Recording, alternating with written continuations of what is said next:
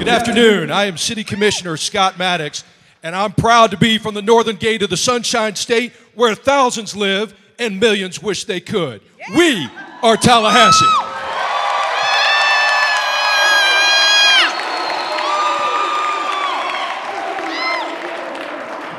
Are you ready for us to begin? Well, Thank you. Tallahassee, and we really are anxious to see what you have to say. Thank you, Matt. Thank you very much. In 1828, Florida was a territory. It wasn't even a state yet. And we had two capitals, to the west, Pensacola, and to the east, St. Augustine. The travel was arduous in between. So the territorial governor appointed two representatives and had them meet in a place in the middle and find the most suitable place for the capital. They came upon a cascading waterfall landing in a shimmering pool and decided that this would be the spot that we now call Tallahassee. Over a century later, we remain a thriving city. People came from all over America back then to visit a new state, a new city, a new place for opportunity. But with this growth came industrial abuse that would last for decades. A landfill and an incinerator were built right here on this site. Soil contamination turned the Cascades and the surrounding area into a toxic wasteland, just steps from Florida's capital and in the heart of Tallahassee's downtown. My high school is not far from there, and when it rained hard, the cars in the parking lot were literally underwater. The nearby street flooded all the way to that contaminated land, and it happened over and over again. And to make matters worse, people drowned in that floodwater. Who would have thought that our community could come together with ideas that would resolve both the flooding problem and the remediation problem? We had a contamination problem, and it was an EPA Superfund site. And then, to make it all better, we turned it into a beautiful park with a cascading fountain. We thought we could do that. We removed over 85,000 tons of contaminated soil to begin the major cleanup. Next, we constructed an innovative stormwater management facility. But our community imagined way more than that. I was part of a citizens group that recommended sustainable projects intended to clean up the pollution and also combined green infrastructure improvements with recreational reuse planning. So how did we pay for it? Our citizens taxed themselves, extended the sales tax. Businesses gave of their time and talent to come together and make this opportunity a reality. We brought this historic site back to life while commemorating an African-American community that once thrived in its footsteps. We created a children's play area so that our youth could enjoy the features of Florida, and we built an amphitheater for festivities, activities, and more. In March of last year, thousands of us gathered together to celebrate the grand opening of Cascades Park. Ladies and gentlemen, the mayor of the city of Tallahassee and the first family, Andrew Gillum. Thank you. Well, I have to tell you, it is our honor to welcome you to the capital city, Cascades Park. All right? Now, how many of you all have tried out our interactive fitness trails? All right, good. What about our kids? How many of y'all have played in those fountains? Very good. And then how many of us have made some new friends? All right, good. Well, listen, this stage is meant for performances. So I want you all to help me welcome a couple of fellas who are doing it different. They are setting a new pace by which other people will follow. They have overcome incredible odds, and I want you to put your hands together to welcome the gentlemen of Distinguished Young Gentlemen.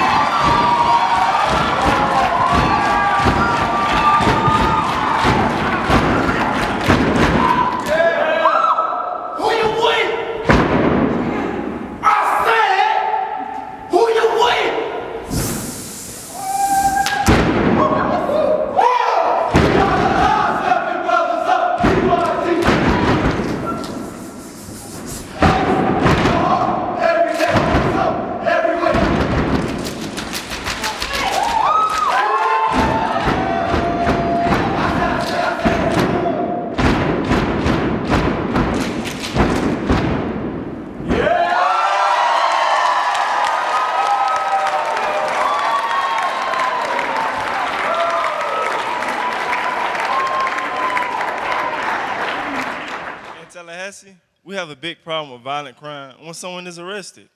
Most of them look like me. My mom passed when I was young.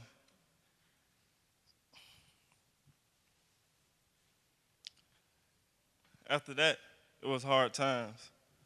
As I grew up, I lived in a rough neighborhood. And my father, he heard about DYG.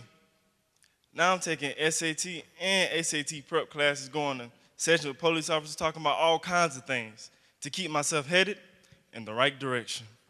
I visited colleges around the country and felt like I could really be something.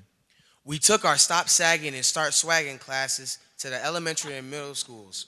We told them that girls want cuties, not men that show their booties. We also taught them how to use a belt and even how to tie a tie. It's about respect, and it's working. Schools reported that after DYG had visited, sagging had gone from 40% down to 10%.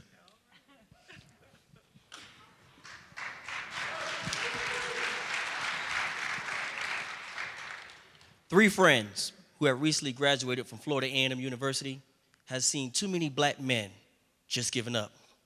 They understood that in order to have someone become a distinguished young gentleman, young African-American males needed to see black men succeeding. So they started the DYG program, gathering together vulnerable young African-American males, teaching them how to incorporate characteristics, leadership, and inspiring them to be distinguished young gentlemen. So today, graduating seniors have brought in more than $2 million in college scholarships, with 96% going to college or a technical institution. We are DYG of Tallahassee. All right. As Tallahassee's police chief, I'm proud of our relationship with DYG. You've mentored over 2,000 young boys and reached thousands more with your presentations throughout the country. Cities like Chicago and Atlanta have reached out to us to help replicate the program in their cities. You make a difference.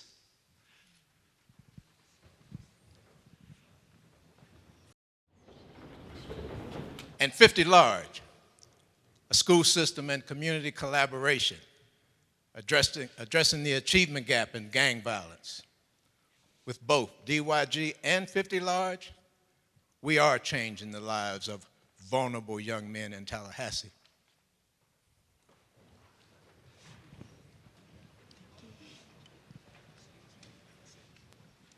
That's the city manager, Anita Favors Thompson. I met her at the Teen Center event for girls where she gave me all kinds of college advice and career advice. She made me feel so important and showed me that girls can be leaders in Tallahassee too. Do you mind? I am so proud. Come and see me this weekend, okay? Yes, ma'am. 3 generations of my family have lived in this old house. Now it's just me. In North Florida, it gets really cold. Last night, it was 18 degrees, and I felt every raft. And not only that, the roof leaks. Sometimes I think nobody cares. Who is it?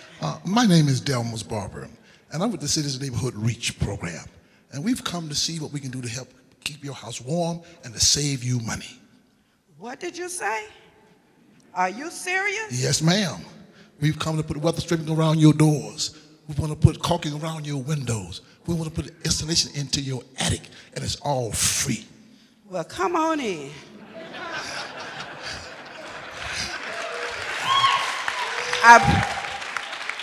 I prayed to God last night saying, Lord, I am so cold.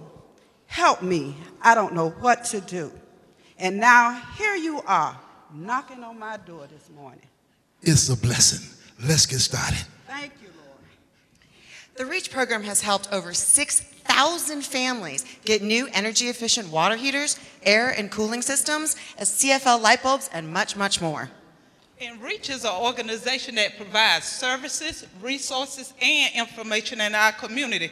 But girl, I got to let you know, they like our boots on the ground. Yes, ma'am. It has evolved into a program that goes into homes and identifies services that are needed, such as child care and elder services, even in putting up smoke detectors. They get people involved in the neighborhood programs. That's what I call empowerment. In Tallahassee, neighbors without adequate resources like Miss Harriet are really reached. A brownfield is transformed into a wonderful park that stops flooding.